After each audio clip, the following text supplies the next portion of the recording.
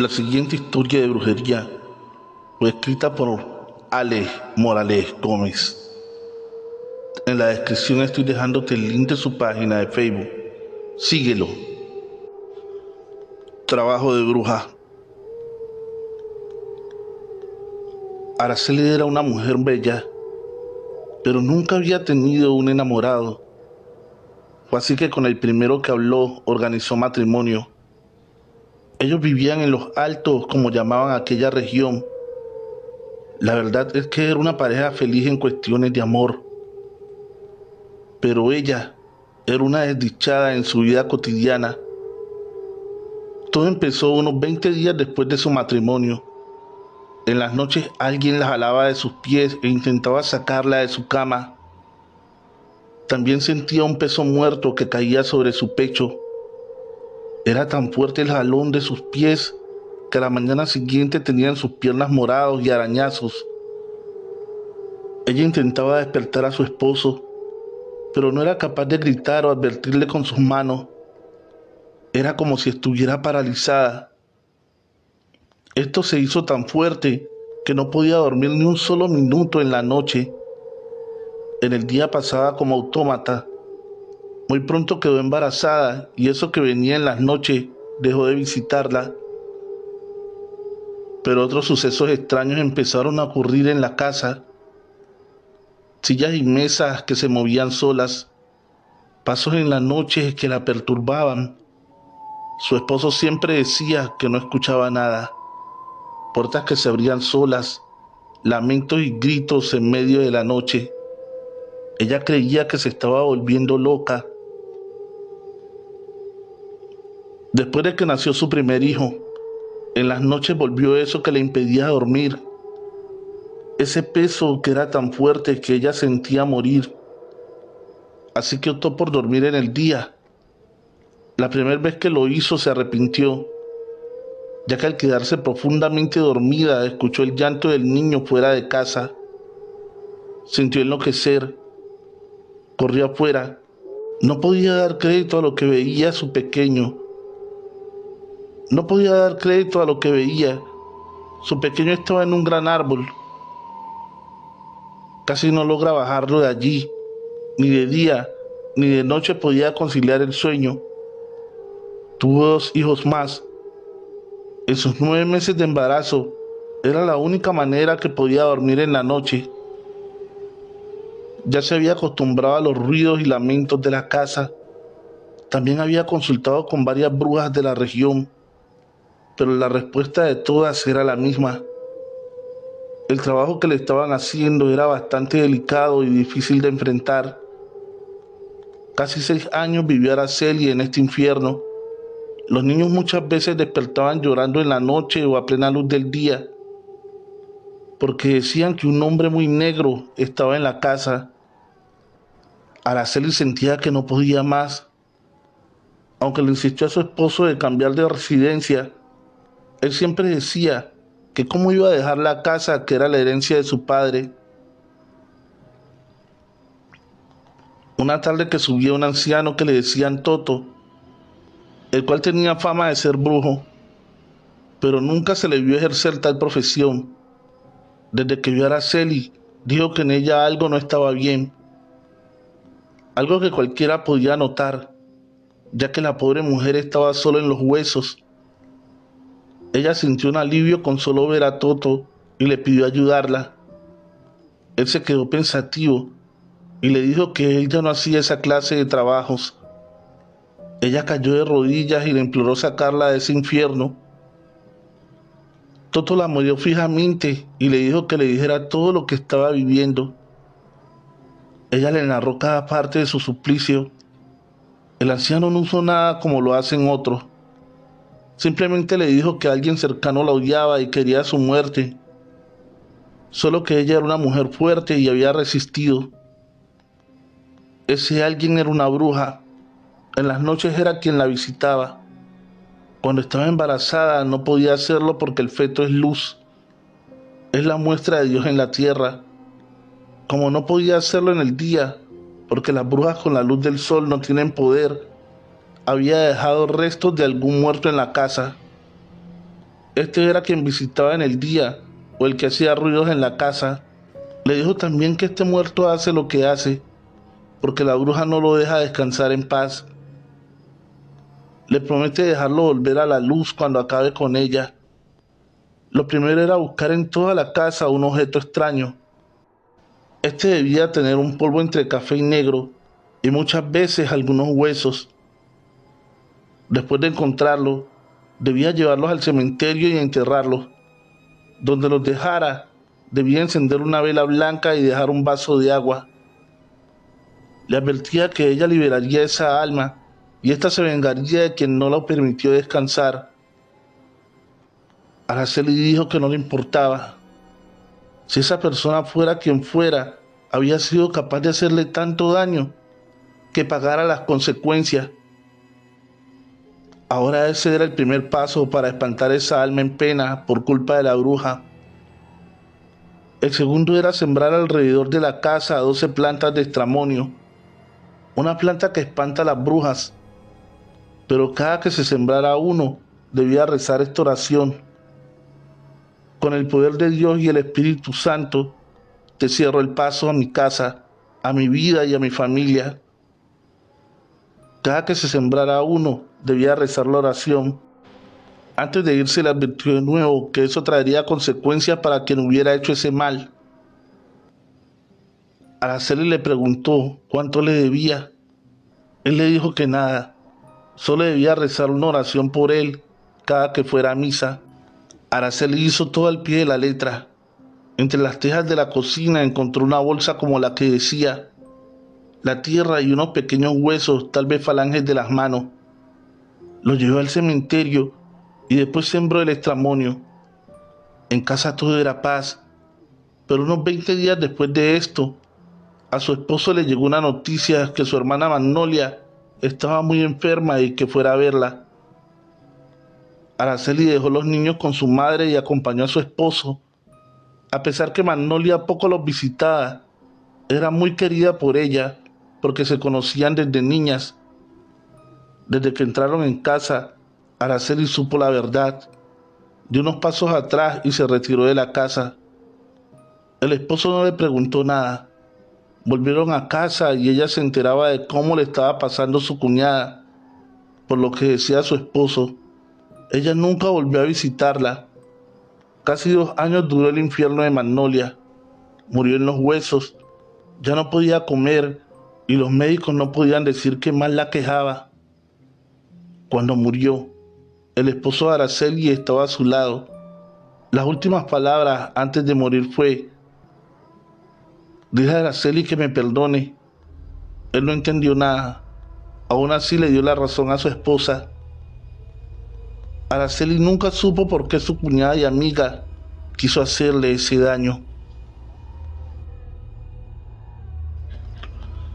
Escrito por Ale Morales Gómez. Restos tenebrosos. Aún estábamos jóvenes. Nos gustaba salir de paseo los fines de semana. Fue así que alquilamos 2 cabañas en un lugar bastante apartado. Éramos 12 personas. Por esto debimos usar 2 cabañas. El lugar era espectacular en medio de la naturaleza. Al lado un pequeño arroyo y un bosque. En verdad un lugar maravilloso. En la noche salimos a hacer una fogata. Éramos 8 hombres y 4 mujeres. Estábamos allí felices, tomando cerveza y riendo de lo lindo. A pesar de nuestra juventud y el lugar, nuestras salidas eran sanas, sin droga, muy poco licor, una que otra cerveza. Queríamos armar una pequeña tienda de campaña fuera de las cabañas para llevar algunos comestibles. Mientras cavábamos para enterrar postes, dimos con unos huesos. Al principio creíamos que eran de algún animal. Después nos dimos cuenta que eran de un humano. No solo había un cuerpo, eran varios, por la forma que estaban extendidos, que era un cementerio antiguo. No solo había un cuerpo, eran varios. Por la forma que estaban, entendimos que era un cementerio antiguo. La verdad no nos preocupó mucho, por el contrario. Nos tomamos fotos con los huesos e hicimos bromas con aquello. En aquel entonces solo habían cámaras de carretel, así que no podríamos ver las fotos hasta revelarlas. En un momento dado olvidamos lo de los huesos. Algunos quedaron tirados en cualquier parte, así que seguimos la noche como si nada. Casi a las 2 de la madrugada nos fuimos a dormir. La noche era cálida. Después de cerrar las puertas de la cabaña, un lamento se escuchó patente a fuerza. Todos corrimos a ver si a las 2 de la Todos corrimos a ver si a los de la otra cabaña les había pasado algo. Al igual ellos corrieron a cerciorarse que nosotros estuviéramos bien. De ninguno de los dos grupos venía el lamento. Aunque asombrados por el sonido, quisimos volver a las cabañas, pero las puertas de ambas estaban cerradas por dentro. Algo imposible. Dentro no había quedado nadie. El ambiente se hizo pesado. Un viento muy frío empezó a golpear nuestra piel. Se escuchaban voces, pero no se entendía qué era eso que decían. Como si muchas personas hablaran al tiempo. Nubes negras cubrieron el lugar. Más que nubes, una oscuridad diferente.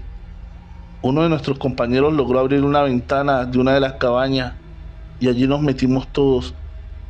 Afuera el viento rugía y las puertas y ventanas amenazaban de zafarse de sus marcos. Todos estábamos acurrucados en un rincón. El joven que había tomado la foto aún tenía la cámara colgada a su cuello, cuando algo o alguien lo jaló de los pies. Una fuerza tan grande que entre todos nos era casi imposible detenerlo. En un momento alguien gritó: «¡Es la cámara!». Este se la quitó del cuello y esa fuerza se la llevó por los aires y desapareció. Todo volvió a la normalidad, menos nuestros nervios. A pesar que teníamos planeado quedarnos todo el fin de semana, al día siguiente volvimos a la ciudad. La cámara y el rollo con las fotos desaparecieron. Escrito por Ale Morales Gómez. Síguelo. Huacas. Conocidas como huacas entierros, son tesoros escondidos por alguien. Casi siempre oro. Se dice que el alma de quien lo esconde sigue en este mundo después de muerto cuidando su tesoro.